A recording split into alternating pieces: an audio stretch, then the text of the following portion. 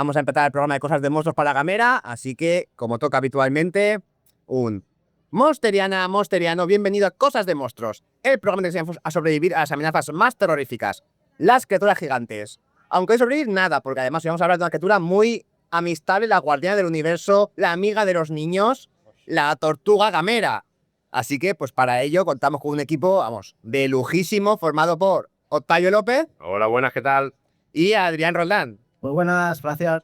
Y yo que soy Josan, y estamos aquí en el Festival de Sitges en un programa que va a ser muchas primeras veces para mí, porque primera vez que estamos grabando en directo en Sitges. Primera vez que estoy grabando con un tonel por mesa. Primera vez que estoy grabando en sillas de bar. Estamos aquí que parece que estoy en la barra del bar a tomarme algo. Y además con micro de mano, que esto me da un miedo que en cualquier momento nos lo vamos a alejar. Sí, lo que se echan falta, ¿no? Un poco de refrigerio y montaditos vascos, ¿no? Claro, no tengo aquí ni la mesa, ni mi botella de agua, ni el teclado, pues tengo que mirar algo, el ordenador, alguna red. No, aquí vamos en directo. Así que, bueno, vamos a empezar el programa y Octavio, ¿haces los honores? Empieza Cosas de Monstruos. Perfecto, pues normalmente empezamos con la forma de contacto. ¿Te la sabes de memoria? No. Muy bien. A ver, venga. Y mira que lo he leído veces, madre mía, encima sin gafas.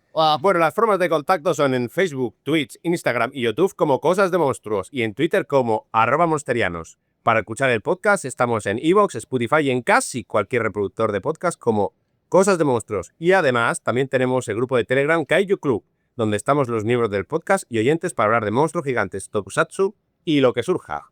Pues nada, ahí tenéis, por si tenemos algún oyente que está por aquí, se pase, dice, ¿estos quiénes son? ¿De qué van a hablar? Pues somos Cosas de Monstruos, podcast especializado en monstruos gigantes, en Kaiju Eiga, en cine japonés, en monstruos de cualquier parte del mundo. Que hemos traído monstruos daneses, noruegos, de Tailandia, así que... Españoles. También españoles. Así que vamos a empezar con el programa, que hoy vamos a hablar de Gamera, que además este año cumple 60 añazos. Ahora miraremos a ver en qué estado de forma, si ya tiene películas en marcha o no. Pero bueno, en Japón lo que es Daiei para su aniversario está haciendo más bien poquito. Es decir, reedición de unas películas clásicas y poco más. No parece tener ninguna película nueva este año, que es una pena, pero bueno. Así que vamos a empezar por el origen. Y Octavio, ¿nos cuentas cómo se gestó todo esto? ¿Cómo se creó a la tortuga Gamera? ¿Cómo nació este monstruo gigante? El más o menos, ahora igual no, pero el segundo más importante de Japón después de Godzilla. Sí, voy a ver si lo consigo un poco, trazar la historia de nuestro quelonio volador favorito. Y bueno, la historia de Gamera viene un poco de rebote, porque la Daiei, que era una de las cinco grandes productoras de Japón en ese momento, que hacía cine, y algunas de ellas cine fantástico, quería hacer una película sobre unas ratas que la liaban, ¿no?, en la ciudad. Unas ratas gigantes, algunas de ellas, según la trama de la película. Pero ¿qué pasó? Que tuvieron la genial idea de conseguir ratas vivas, ¿no? O sea, esto no puede salir mal, ¿no? Vamos a coger roedores vivos, vamos a rodar en maquetas. Animales vivos en un set de rodaje nunca ha salido mal. Y efectivamente, pues pasó mal, ¿no? Ocurrió lo que tenía que pasar. Los roedores estos estaban llenos de parásitos, enfermedades, se escapaban por ahí, iban esparciendo pues todo tipo de malaltíes, ¿no? Per rodaje de la película. Y cancelaron la producción. Dije, esto hay que cortarlo, y se montó un gran revuelo, incluso mediático, porque las formas que tenían de acabar con las ratas también eran muy viscerales. Y no vamos a entrar en detalle en eso, pero claro, se dijeron los de Daiei, Masaichi Nagata, que era el director, presidente de Daiei, dice, bueno, ¿y ahora qué hacemos? Tenemos aquí un vacío, tenemos una gran película fantástica que estrenar, pero no tenemos nada, nos hemos quedado sin nada, ¿no? Y entonces se les ocurre esta idea de hacer una película, que el Kaiju Eiga estaba de moda, era el 63, 64, estaba el Kaiju Eiga en todo su esplendor, ¿no? Ghidorah, el dragón de tres cabezas, Godzilla contra los monstruos, era el momento de oro del género. Y aquí varía un poco, según quien cuente la historia. El propio Nagata decía que había tenido un sueño, ¿no? Un recurso muy recurrido. Cuando los productores quieren meterse un poquito la etiqueta de creadores, dicen, tuve un sueño cuando volvía de un avión, vi por la ventanilla del avión y ya lo sé, tiene una tortuga voladora, tal, no sé qué. Y casualmente, creo que era Tomio Sugitsu, o creo que era el guionista, un guionista japonés. Luego demandó a Daiei porque hacía unos meses también les había enviado un guión precisamente sobre una tortuga voladora, ¿no? Al Sugitsu no lo acreditaron ni nada y se hizo esta película de de Gamera, se empezó a hacer el guión de Gamera. Y otras fuentes más... Sí, eso iba a decir yo. A mí me gusta más el otro rumor, la versión no oficial, en la que entra en juego una bailarina de striptease. Eso es. Cuentan las leyendas que había una tortuga un poco calenturienta, que depende de quién lo cuente, pues era en un club de striptease o en un balneario, pues que acosaba a las chicas que iban allí a tomarse el baño, ¿no? Y que le llamaban porque esta es Gamera, la tortuga, esta cachonda, ¿no? Y tal. Y eso dice que viene la inspiración de ahí. No lo sabemos. Yo creo que... ¿No sabéis cómo me flipa? O sea, que la futura amiga de los niños, cine muy infantil, el origen, uno de los posibles orígenes, sea este, ¿no? Sí, tan ardiente, ¿verdad? Tan ardiente. Traje como su propio interior, ¿no? Y bueno, yo creo que la versión de Sugitsu es la buena. O sea, yo creo que tuvo la idea del guionista este de hacer una película sobre una tortuga voladora. Y luego se la rechazaron, la autoría me refiero. Bueno, y empezaron a hacer la película. Aprovecharon las maquetas que tenían, parte de ellas, de esta película maldita de los roedores que habían cancelado, y empezaron a rodar El mundo bajo el terror. Y contrataron a Nissan Takahashi, bueno, trabajaba ya la Dayei, guionista habitual de la casa, para escribir el guión, junto a Noriaki Yuasa, ¿vale? Y Noriaki Yuasa, ya veremos, se convirtió pues, en el protector de este personaje, o Nissan Takahashi también. Y entre los dos se pusieron a preparar la historia. Hicieron El mundo bajo el terror, que esta primera película de Gamera es un poco generalista en algún sentido, por decirlo de alguna manera. Se queda en tierra de nadie, pero todavía no está muy claro para dónde quieren tirar. Es en blanco y negro la película también, para abaratar costes. Se parece un poco a Japón bajo el terror del monstruo en ese sentido, pero no llega a ser todavía lo que será en unos pocos años. Pero en cualquier caso, todo el mundo bajo el terror sorprende, porque recauda bastante para sorpresa de los de Daiz. Ostras, pues parece que esto sí que funciona bien, ¿no? Esto de las películas de monstruos gigantes. Así que vamos a ordenar, a autorizar que se haga una segunda parte, ¿no? Una secuela de El mundo bajo el terror. Pues voy yo con, además, entramos en lo que ya es la llamada era Showa, la etapa clásica del personaje, donde antes de empezar con todas las películas que hubo, se ve que ya dejamos en Sitges, que de alguna forma en España esta etapa está hermanada con el Festival de Sitges, porque bueno, el Festival de Sitges tiene a Ángel Sala, y resulta que estas películas, como se editaron en España en la colección de Filmax, ¿quién las bautizó con los nombres que vamos a decir ahora? Ángel Sala. Ni más ni menos. Ni más ni menos. Es decir, todos los nombres que vayamos teniendo a partir de ahora de títulos en español son Made in Ángel Sala. Made in. Así. Están hechos por él. Que de hecho son todos ensalzando al monstruo al que se enfrenta. Y vamos ya con la primera película de Gamera, blanco y negro, abaratar costes, salió un poco de rebote, pero funcionó muy bien. Pues, para la segunda película, sí querían hacer algo, una superproducción. Además, al principio pensaban hacer algo ya hasta posapocalíptico, de Gamera contra los hombres hielo del espacio exterior, con unos alienígenas que venían, congelaban Japón o el mundo. Gamera dijo, no. Aquí queremos dos monstruos pegándose. Entonces, ahí tuvieron que reformular el proyecto. Al final de Hielo quedó que el monstruo enemigo tiraba hielo por la boca y poco más. Pero ahí crearon este Barugon, este monstruo. Tenemos además, como ya era una película de alto presupuesto, la anterior la dirigió un director jovencísimo, como era Noriaki Yuasa, que llegó de rebote prácticamente. No encontraban quién le iba a dirigir. Que la dirija este chaval por aquí. Además, se apañó él solo con las dos, la parte de imagen real y la parte de monstruos. Y aquí le dijo, no, aquí ya hay pasta de por medio. Que la haga alguien que sepa. Como si el otro no supiera, como si el otro no hubiera funcionado. Pues ahí, y contaron con Shigeo Tanaka, ya un director más experimentado. Entonces hizo ahí la película, a mí una de las que más me gusta de Gamera, esta de los monstruos del fin del mundo, sin niño, porque ya en la primera película, siendo muy deudora a lo mejor de Godzilla, ya el que lleva el hilo es un niño pequeño. Y aquí tenemos aquí no hay niño, aquí tenemos el malvado Nodera, egoísta puro y duro, que viaja a una isla, consigue un diamante y mata a todo el mundo que se lo puede quitar. Ahí.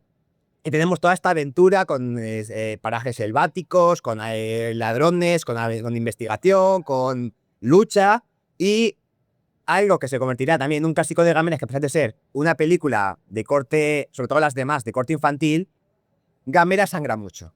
Sangra mucho. Y si no sangra él, sangra el monstruo rival. Y esta final de película, con Barugon, el monstruo rival, desangrándose en mitad de un lago, pero tiñendo el lago entero de su sangre, del color del lila, del color de la sangre, es algo, digo, pero pobrecillo, ¿qué están haciendo? De hecho, eso es una, creo yo, de las grandes diferencias entre esta etapa de Godzilla y Gamera, que incluso llevó, por lo que cuentan, a que Eiji Tsuburaya se molestase, porque Eiji Tsuburaya las fantasías, las ficciones que hacía con sus monstruos eran un poco edulcoradas, había golpes, había batallas, pero los cercenamientos y el nivel de sangre siempre estaba un poco controlado. Y dice, Noriaki Yuasa decía que una enviada de Tsuburaya se reunió con él y le pidió que dejara de hacer eso, ¿no? Que dejara de mostrar en pantalla tanta sangre. Y Yuasa no hizo caso. Porque los mostraba como animales salvajes enfrentándose entre sí. Y el nivel de gore sería incluso mayor a cada película. No sé cuántos niños quedarían traumatizados viendo las películas. No lo sé, pero en principio esas películas gustaban mucho entre los niños. O todas no. Esta, la de los monstruos bajo el terror, la segunda película, Los monstruos del fin del mundo. es un monstruo del fin del mundo.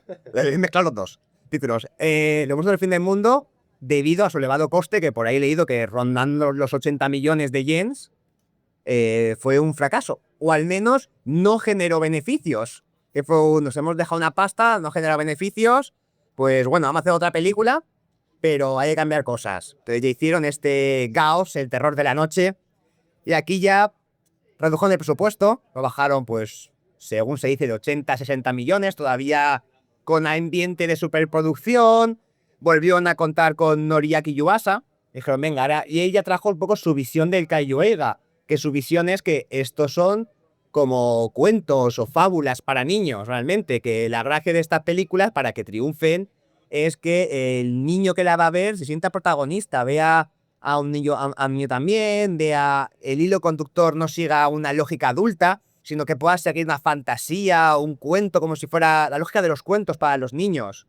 Algo que un adulto lo vea y diga, esto no tiene sentido. Pero lo vea un niño y le vea a un niño y diga, claro, si esto es lo que tenían que haber hecho desde el principio. Y entonces ahí él empezó con sus primeras películas, empezó con eso, y veremos que este hilo conductor de tono más de cuento, niños protagonistas, ya va a ser lo que marque toda esta etapa de las futuras películas, que son varias las que hay.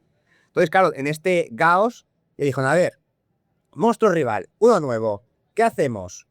Pues veníamos desde hace poquitos años, pues ya entendido en Toho, la productora rival había hecho un King Kong se escapa, y Godzilla y King Kong contra Godzilla, también tenía Frankenstein conquista el mundo, y estaban viendo que estos monstruos o estas influencias de criaturas occidentales funcionaba.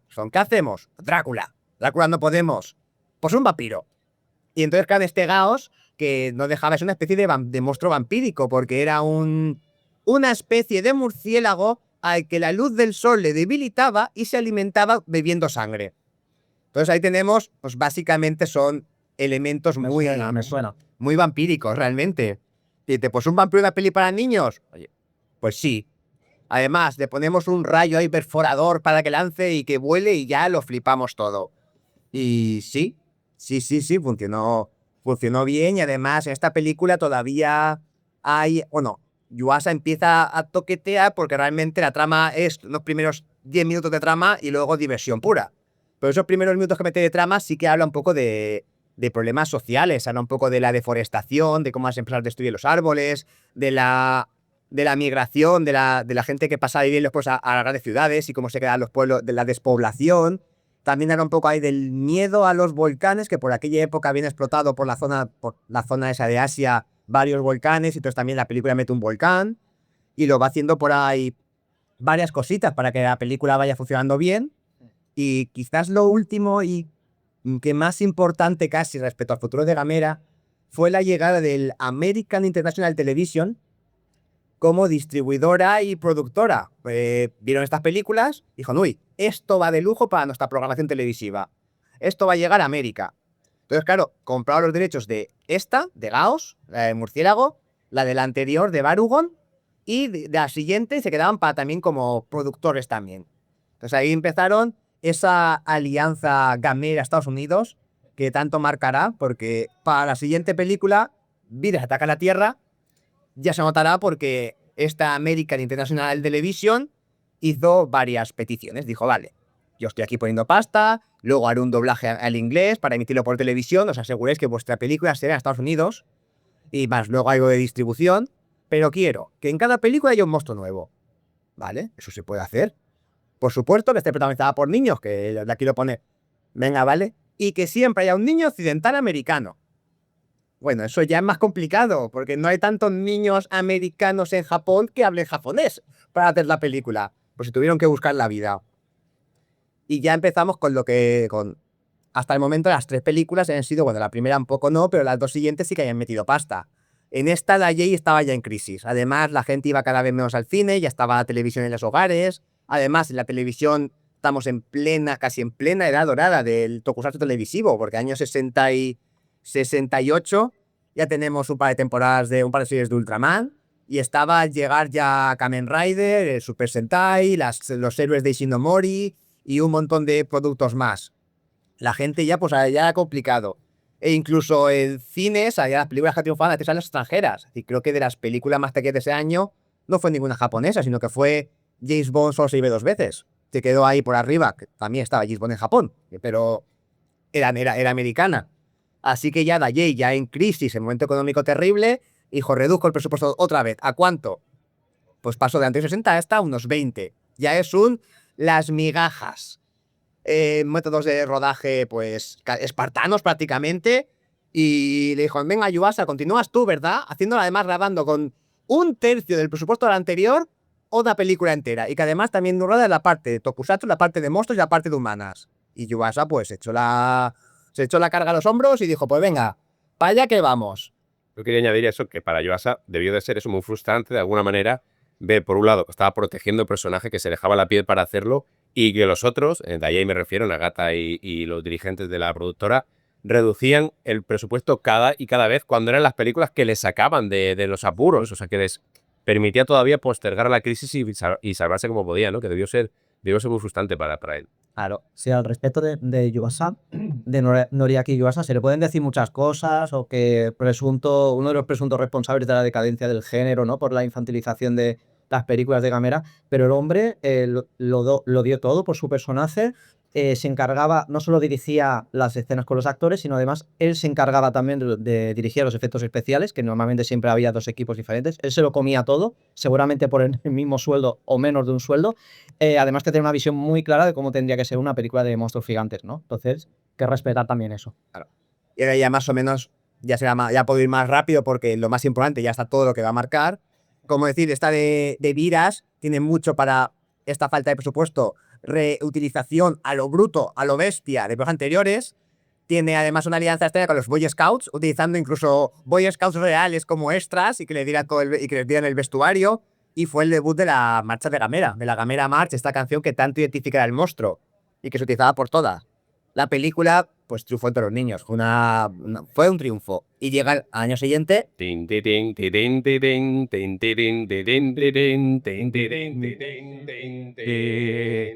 Y ya, Girón, Guardián del Planeta Fantasma, que sigue la colaboración con el American International Television. Tenemos Niño Americano, tenemos que estaba de moda el espacio, peli del espacio. Y yo tengo, aquí esto es una de mis películas a mí que más me gustan, porque realmente es un cuento infantil puro y duro, con toda la fantasía, la magia, escenas está viendo, es una especie de Hansel y Gretel espacial. Te lo iba a decir, Hansel y Gretel en el espacio con devoradoras de cerebros. Sí, es que claro, el momento es, 2 niños se van en nave espacial, llegan a un planeta que está deshabitado, solo quedan 2 mujeres, solo quedan dos bellas mujeres, Flosbela y Barbela, que los cuidan muy bien, les dan de comer, hasta que descubrimos que su dieta se basa en cerebros de niños. No cerebros humanos, cerebros de niños. Que la estrella cuenta dónde van a exprimir el cerebro al niño es...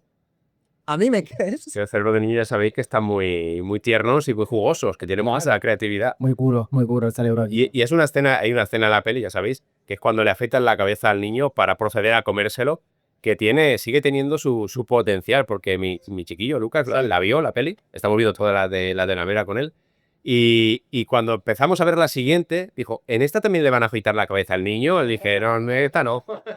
Pero se le quedó con 5 añitos que tiene. Sí. En esta también cortan a cachitos al monstruo. A ver, es decir, el monstruo que a mí me flipa porque es un cuchillo con brazos y piernas, ojos y 2 shurikens.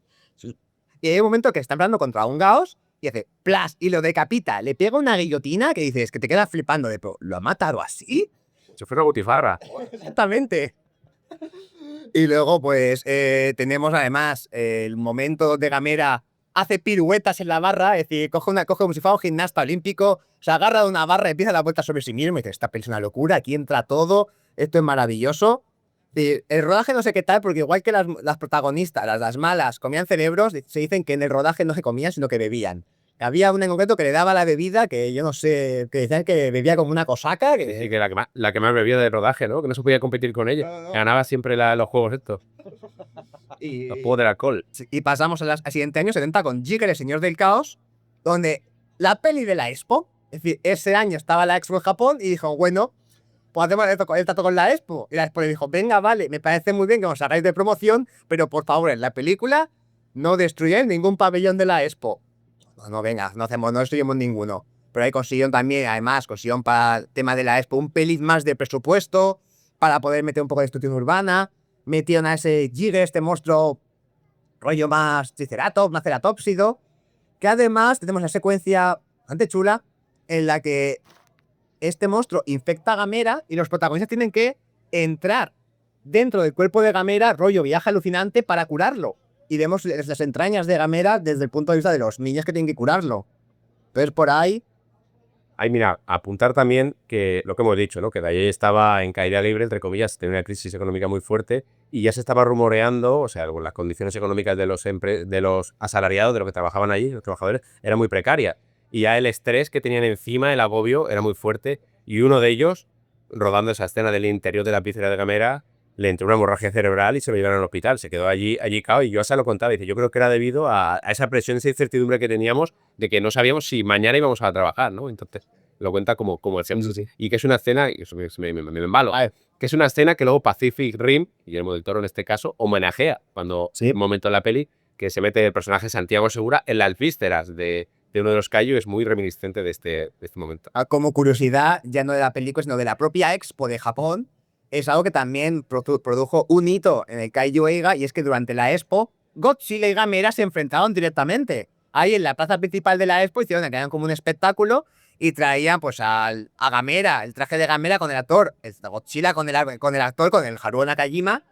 Hasta había un árbitro que arbitraba la pelea y se peleaban, y creo que es la única vez en la historia donde se han peleado oficialmente Godzilla y Gamera. Entonces ahí tenemos.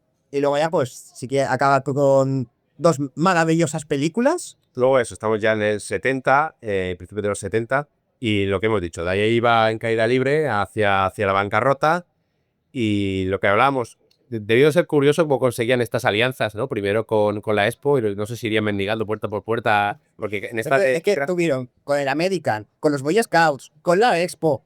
A que pasara por ahí, yo me los imagino en una de las que más las corridas o concurridas de Tokio, y la gente, oye, perdona, ¿quieres participar? Esperé por participar, por favor, en la viera Alice Miguel Sol por aquí. Danos algo para Gamera. De pronto bajaban al público, nadie con nosotros, bajamos al público y decimos, ¿tienes a colaborar en una peli de Gamera? ¿Me das un par de euricos para Gamera? Sí. Y bueno, esta última, esta de Cigra, la amenaza de los océanos, la última, digamos, digo pseudo última, de la etapa clásica, lo hicieron con alianza con el Parque Kamogawa, ¿no? Que era un parque acuático donde habían orcas y delfines y todo esto, ¿no? Y el bicho pues era una especie de pez, tiburón, así, muy, muy feo, pero bueno, a mí la película no me disgusta de todo, ¿eh? A pesar de que ya no tenían pasta y no tienen muchas escenas de destrucción y tal, pero bueno. La película es lo que es bastante mala, pero a mí tiene algunas ideas que yo voy a dejar me saco una carcajada. A mí concretamente ese final, yo lo siento que me divierte mucho. Y bien que es una tontería, es una secuencia de 5 segundos, pero ver a Gamera tocando a Cigra como si fuera un xilófono, a la vez que él canta y baila su canción, esta Gamera March que hemos tarareado antes, digo, mira, yo ya hago una sonrisa, es decir, da igual que la película sea lo que sea, pero me lo he pasado bien. Sí, pero también para que veamos el estado en el que estaba Dayei, ruedan la película y no la pueden estrenar. O sea, tienen que aliarse con otra compañía, con Sochiku, si no recuerdo mal, para distribuirla un año después de que acabe el rodaje. O sea, acaban de rodar en el 70, en el verano del 70, y la estrenan en el 71. Pero ni aún así pudieron salvar la película. O sea, la productora, me refiero a Dayei. Y Yuasa contaba que fue muy frustrante. Volvió a otro rodaje cuando se enteró, tuvo la carta de despido delante y dice, ya está, ya se ha acabado. Se ha acabado Gamera, ya no se van a hacer más películas. La productora se va al garete, y hubo un montón de actos vandálicos y...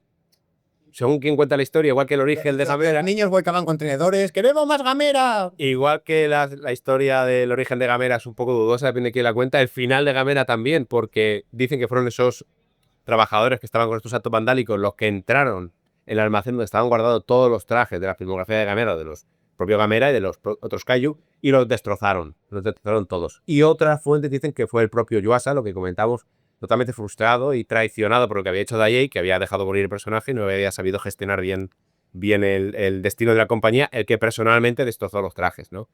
Yo creo que ya nunca lo sabremos, pero ese fue el final, digamos, clásico, de la etapa clásica de Gamera. Si bien, unos poquitos años después, otra empresa, Tokuma Soten, creo que era, un conglomerado de empresarial, cogió las cenizas de la productora Daiei, la recompuso como tal y dijo, bueno, vamos a hacer una especie de película catálogo de Gamera, ¿no? Vamos a coger escenas de monstruos que ya tenemos filmadas, le decimos a Yuasa y a Takahashi, el guionista, si quieren participar, que hagan cualquier cosa para unir las escenas de pelea, y así nació Super Monstruo Gamera, ¿no? Y lo que hablamos, yo creo que ahí el propio Yuasa ya estaba, dice, sí, yo la voy a hacer por 4 duros, lo que queráis, pero aquí se acaba esto y vamos a darle un final, entre comillas, como toca, o por lo menos que pueda ser liberador. Y hicieron que Gamera muriese, se estampase ahí, se inmolara para salvar a la Tierra. Contra la nave de Star Wars, ¿no? Sí. Es que a ver, esa película es para verla y no creerla de la cantidad de la cara que le echaron, o también entre las mujeres superheroínas, el niño pues, también protagonista, el destructor imperial del póster y de la película. Y dices, pero, ¿estos que están metiendo aquí? ¿Qué locura es esta? Y ese fue el final descafeinado de Gamera. Ahí acabó la etapa clásica, esta etapa Showa, que hemos mencionado, ahí acabó. Claro, ya pasamos a la Heisei, donde dice, Gamera está muerto. Sí, Gamera está muerto, pero no estaba muerto. Estaba de parranda, porque luego volverá, Adrián, cuéntanos, porque además nos va a volver con las mejores, ya no las mejores películas de Gamera, las mejores películas de todo el Kaiju Eiga. Correcto. Ahora se puede cambiar el fondo, el siguiente fondo. Pues claro, cómo se pasa a un personaje en el fondo de la alcantarilla, ¿no? El reflejo de la mayor ridiculez, ¿no? A pasar de eso a ser el ejemplo a seguir, o sea, a ser el personificación de las mejores películas de estos géneros. Pues así fue, porque 15 años después de este Super Monstruo Gamera, a mediados de los 90, el año 95, resucitaron a la Tortuga Gigante en una trilogía de películas que se convirtió en lo que es la cima de su género. Pero bueno, déjala. Una renacida Daiei a finales de los 80 dijeron, vamos a retomar el tema del Kaiju Eiga, el tema de los monstruos gigantes, y llamaron a un director que era Shusuke Kaneko. ¿Quién era este hombre? Este hombre en los 80 solo había dirigido roman porno de la Nikatsu, cine erótico japonés, comedias románticas. Sí que había hecho su acercamiento al fantástico fue con un proyecto con Brian Yuzna que se llama Necronomicon, rodado en Estados Unidos. Pero claro, este hombre era enamorado del cine de monstruos gigantes japonés, que es de Godzilla. Estamos hablando de que Gamera empezó con un director novato y para su renacimiento con un director de cine erótico. Siempre ligado a lo más ardiente del genital del ser humano, ¿eh? Genital que no cenital. Claro, este hombre era enamorado del género, enamorado del Kaiju Eiga. De hecho, fue a Toho a tener una reunión con Tomoyuki Tanaka. Aquí estoy yo, si me necesitáis para una película de Godzilla, aquí estoy yo. Daiei se enteró de ese encuentro. Y dijo, Kaneko, ven para acá. Y se lo robaron de alguna manera, entre comillas, a Toho. Claro, Kaneko dice, Gamera a mí no me despierta tanto entusiasmo como Godzilla, pero bueno, llamó a su amigo Kazunori Ito. ¿Quién es este hombre? Guionista fundamental del anime de los 80 y 90, sobre todo de las películas de Mamoru Oshii, o sea, guionista de Pat Labor, guionista de Ghost in the Shell.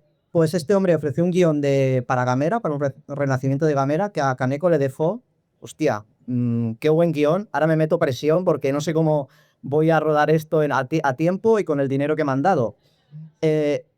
Luego, otra pata de la mesa que se unió al proyecto fue Shinji Gucci. Shinji Gucci, técnico de efectos especiales. Bueno, en los 80 formó parte de Gainax, ¿no? La productora de animación de Hideaki Anno. Tuvo un papel fundamental en la creación de la serie Evangelion, pero también era técnico de efectos especiales. Y se presentó así a Kaneko diciéndole, respecto a los efectos especiales, le dijo, pudo hacerlo todo. Una proposición indecente. Sí. Y muy modesta. Muy modesta. Lo ve hacer todo. El tiempo le ha dado razón a Higuchi, es decir, de verdad puede hacerlo todo, pero además ya ha hecho, es decir, sobre todo en el ámbito del Kaiju, con Shin Godzilla, Shin Ultraman, ¿Qué más ha hecho? Bueno, ya se mete cine de acción también con El el ataque de los titanes. también las tiene. Claro que al final ha tirado por desde Kaiju más tradicional, con Gamera, ya por Nador, mezcla, ha hecho ya de todo. Es decir, sí que es cierto que quizás dirigir él solo se puede mejorar. Lo puede hacer, pero no lo hace perfecto. Progresa adecuadamente. Sí, progresa adecuadamente. Pues Shinji Gucci es cierto, o sea, le revolucionó la forma de plasmar los efectos especiales en una película de estas características, y así en el 95 llegó Gamera, Guardián del Universo, y fue una sorpresa total, fue un éxito, ganó premios, tuvo distribución internacional en Estados Unidos, en España llegó, aunque de forma así, pero también llegó aquí a España la película, y claro, renueva, moderniza el género de una manera que con Godzilla no se estaba llegando a alcanzar, o sea, es un soplo de aire fresco. Desde la plasmación de los efectos especiales, impresionantes con el poco dinero que tenían, el uso de ángulos bajos respecto, ¿no?, la vista del ser humano con el monstruo, el uso de luz natural, las maquetas hiper detalladas. Kaneko le imprime un ritmo muy heredado del cine americano, muy non-stop, personajes muy entrañables, diálogos punzantes.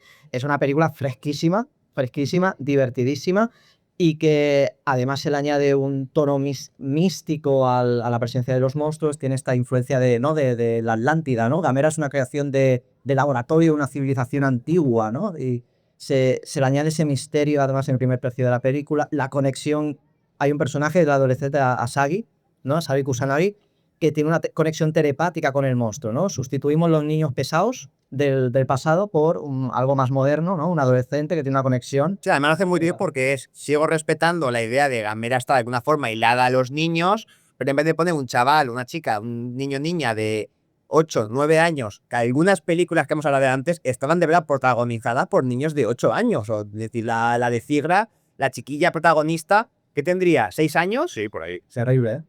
Claro, es que... Entonces, es decir, ahora ya pues mira, ponemos un adolescente que algo ya más se puede trabajar con ella, hacer algo más profundo y meter una conexión emocional con Gamera. Correcto.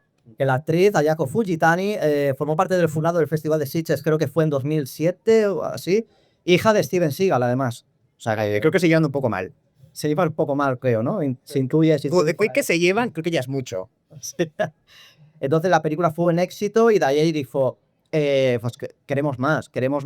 De hecho, hay una historia interesante, que es que Daiei no dejó los productores no dejaron de presionar a Kaneko de que no, Gamera, la imagen de Gamera tiene que ser infantil, tiene que ser una película para niños. Yo creo que le exigían mucho en ese sentido a Kaneko, y no, Kaneko quería hacer un Gamera que diera miedo, infundiera terror, ¿no? Entonces llegaba... Kaneko decía, sí, para niños de 30 años, ¿verdad? Entonces, para esta primera película, pues llegaron a un punto medio. Bueno, la mera es un poco achuchable, pero salvaje también, sobre todo en el final de la película. Pues para la segunda parte, al año siguiente, en el 96, ¿se puede hacer mejor? Sí, incluso mejor. Fue Gamera 2, El ataque de Leción, que es otra vez una de las primas del género. Esta vez sí los responsables sí que tuvieron más libertad en el sentido de hacer un Gamera que diera más miedo, y además de proponer una película más bélica, ¿no? Más de guerra, ¿no? El ejército, cómo reacciona el ejército, los científicos frente a una amenaza imposible de vencer. Añade elementos de terror, elementos de gore. Incluso hay un ataque a una persona en un metro al principio de la película, que hay un chorretón ahí de sangre que dices, pero esto es una película de... O incluso jugando con el misterio, que hay una secuencia que a la gente ya no le gusta por el que es un montaje arriesgado, que es cuando la policía se mete en las alcantarillas y en vez de mostrarte qué está ocurriendo, te hace un corte como fotos como si fueran fotos para que tú veas frames de lo que ocurre, a la vez que escuchas los gritos de dolor y de sufrimiento y le dices, no, están todos muertos. Y dices, no sabes qué ha pasado, pero es terrorífico. Y dices, ¿qué ha podido pasar que les cause este dolor, estos gritos y esta...? Porque luego ves la imagen de todos muertos. Y dices, ¿qué ha pasado aquí? Claro, y al no haberlo visto, como siempre, la imaginación es mucho más sugestiva que lo que puedas ver en pantalla. Correcto, además se introduce como simbología cristiana, ¿no? El monstruo enemigo en esta ocasión, aunque se quería recuperar un monstruo clásico, al final se hizo un monstruo nuevo que era Legión, que era un insecto extraterrestre enorme, que es una fascinante el diseño, no sé cuántas personas llevaban el disfraz de este monstruo, es una pasada de plasmación visual, que viene acompañado de un ejército de insectos tamaño humano que hacen de las suyas. es una película que a mí me encanta. O sea, hay un salto técnico, más o menos con el mismo presupuesto, un poquito más a lo mejor, pero hay un salto técnico a la hora de la plasmación de los efectos especiales que es espectacular. Hay una explosión atómica en Sendai, la ciudad de Sendai, lo deja reducir a cenizas, que dice, no veas. Y además una cosa que además sirve ya para anticipar la siguiente película que hace esta es que después de cada ataque del monstruo, la peli se dedica unos 4 o 5 minutos a mostrarte, no, es que hemos pasado por aquí, vas a ver el desastre que ha causado, edificios rotos, gente llorando, gente muerta, cómo ha causado el caos, es decir, el día después de esto. Claro que eso es muy mate porque ahora va a venir, espera, Octavio, ¿este es el título de la siguiente película? Súbete el micro, ¿cómo es ahora? Gamera 3. Correcto, porque claro, ¿cómo se puede superar esto, no? Pues lo superaron incluso. Yo que esta trilogía la veo como un ente individual las tres, porque no puedo decir una. Pero hicieron en 1999 Gamera 3, La venganza de Iris, 2 años de trabajo invertido para llegar a la perfección con esta película que sorprendentemente, bueno, si hablamos de la plasmación de los efectos especiales, hay un antes y un después en esta película. Yo creo que la mejor escena del género del Kaiju Eiga está en esta película, que es ese ataque, esa batalla de Gamera contra Chaos en Shibuya, creo que era, que eso es, o sea, 25 años después, no ha envejecido en absoluto, o sea, tiene una fuerza esa película, gente volando por los aires, llamas, explosiones, bueno, es una pasada, además con efectos prácticos, con CGI, bueno, una pasada. Además, muy compleja argumentalmente, porque más que centrarse en la lucha de la humanidad contra el monstruo, no, te lo lleva a un terreno más íntimo, más personal. Las secuelas, las consecuencias de la gente que ha sufrido los ataques del monstruo, ¿no? Y la protagonista, Yana, es una adolescente, ¿no?, que ha perdido a sus padres, ¿no?, con culpa de Gamera, además, ¿no? Y tiene esa sed de venganza, ese odio genera monstruos, ¿no? Y genera, pues, este Iris, ¿no?, que se enfrenta al final con Gamera, ¿no? A mí me parece una película sombría, apocalíptica y vamos, como veis, esta trilogía es la crème de la crème del género y yo creo que si queréis acercaros al personaje, estas 3 películas son excelentes. Y es que además estas 3 películas, aparte de lo que has dicho de los hitos que va llegando, sobrepasando y categorizando, es sorprendente con el paso del tiempo ver cómo pues, la propia saga de Godzilla, del Monsterverse, esta de Legendary, ha ido bebiendo de ahí, porque realmente la plasmación que tenemos del Godzilla ahora, de las películas norteamericanas, es casi una adaptación de Gamera, de lo que habíamos visto 20 años atrás. O sea que ha sido no solo a nivel técnico, sino a nivel de influencia, uno de las cúspides del género. Sí, los Godzillas americanos de ahora del Monsterverse cogen muchísimas cosas, de muchas ideas de esta trilogía de películas. Bueno, y queda otra, claro. Queda otra porque ya cerraron con la perfección prácticamente. Sí, para mucha gente esta Gamera 3 es ya la cúspide del Kaiju Eiga, de monstruos gigantes, que sí, que además por el factor, contado el factor personal, desarrollo de personajes, ver la evolución de la protagonista, ese odio a Gamera, cómo engendra otro, de su odio engendra otro monstruo, y el enfrentamiento final es una maravilla, y ahí ya se toma una pausa, hemos acabado esto, Kaneko incluso se fue a dirigir a Godzilla, por fin lo logró, y bueno, pues pasaron los años, y otra película más, y dijo, oigan, vamos a volver a intentarlo. Esta vez para niños, de verdad, ¿eh? Esta vez para niños la película. No como las de los 90. Volvemos a la etapa Showa. Hicieron Gamera de Brave. Gamera de Brave, sí, ya en el 2006, ya Kadokawa había absorbido a Daiei y ofrecieron esta película ya como una apuesta, pusieron mucho dinero, mucho merchandising para hacer una saga de películas si tuviera éxito esta primera. Gamera de Brave, pese a la primera decepción de, no es un Gamera 4, no sigue ese camino adulto, es un homenaje a las películas de los 60 y más infantiles. Pese a eso, a mí es una película que me gusta, me parece una película muy simpática, muy entrañable. Los niños no son hostiables, que eso ya es mucho, o sea, no es tan mal. Han vuelto con el espíritu de Noriaki Yuasa de un niño de protagonista, y esto hay que verlo desde la visión, desde la óptica de un niño. Correcto. Pues es otra vez una óptica más familiar, tiene influencia de T, si no recuerdo mal, ¿no? Ese niño con su tortuga. Y cómo la tortuga pues va creciendo desmesuradamente, ¿no? Hasta que llega a enfrentarse a Zeus, creo que se llama el monstruo, que era una especie de Godzilla así con peluca, con rastas, ¿no? Esa película no está mal, es simpático. Godzilla con rastas en la definición. Y tenemos a está en Godzilla y en Ultraman está Godzilla con corona, y aquí tenemos a Godzilla con rastas. Rastatila. Entonces se cierra un círculo de alguna manera, ¿no? Después de ese desvío hacia la oscuridad, ¿no? Desde Kaneko de los 90, ahora se cierra el círculo con esta historia de de un niño y su tortuga, ¿no? Y bueno, pues aquí no funcionó para nada la película, fue un fracaso, y aquí sacaron las películas de Gamera hasta que, bueno, ahí continúa De hecho, ahí se acabaron las películas de Gamera, porque a partir de que, bueno, de ahí ya no está, ahora es Kadokawa el que lleva las cosas. Sí que es cierto que pasaron cositas, intentaban hacer cosas, tras el fracaso de Gamera de Brave, cualquier producto que tuviera Kadokawa relacionado con un cine de monstruos gigantes, dijeron, no, se acabó, lo cortamos. No se para por completo, pero también había rumores de que estaban planeando una peli de Imagine, Zell.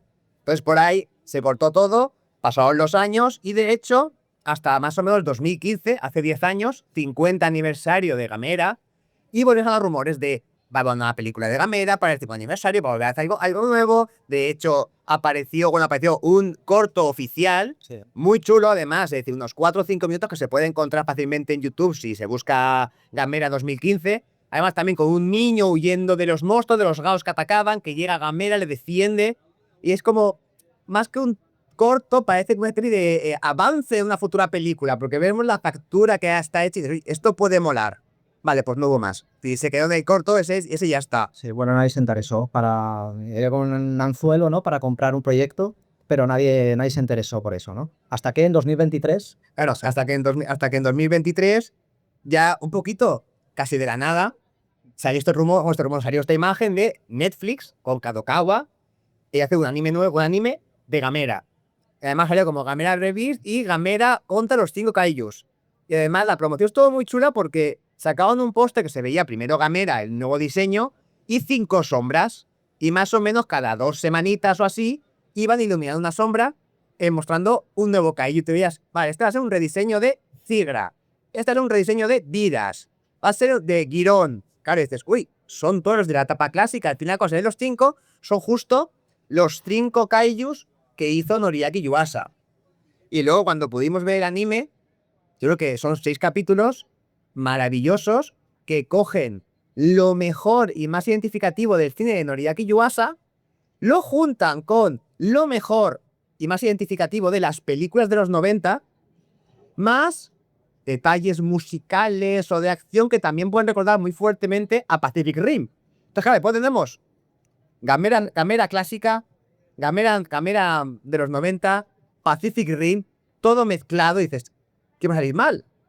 La verdad es que no salió mal, salió muy muy bien, siendo la mezcla casi definitiva, una puerta de acceso al personaje muy buena, y además eso tenemos un grupo de niños protagonistas, uno con un vínculo personal con Gamera, como pasaba en los 90, en la ciudad en la que están en la base americana, y un chiquillo americano se une al grupo, que dices, mira, como pasaba en la etapa clásica, Gamera les defiende al principio unos gaos, luego van viajando por diferentes zonas y en cada capítulo se enfrentan bueno, Gamera les ayuda a defenderse contra uno de los monstruos clásicos, la trama avanzando y vamos viendo diferentes tropos clásicos, clichés que se han visto tanto en el cine de casi los 60 como en el de los 90, una acción espectacular, los diseños, lo hemos está todo movido, y al final dices, ¡guau! Y la peli acaba, y además se juega de esta forma que hay la serie, que si no has visto nada de antes de Gamera, es una buena puerta de entrada y que al final te llama la atención de ¿y todos estos monstruos de dónde vienen? O ha habido más del personaje y te da ganas de buscar más,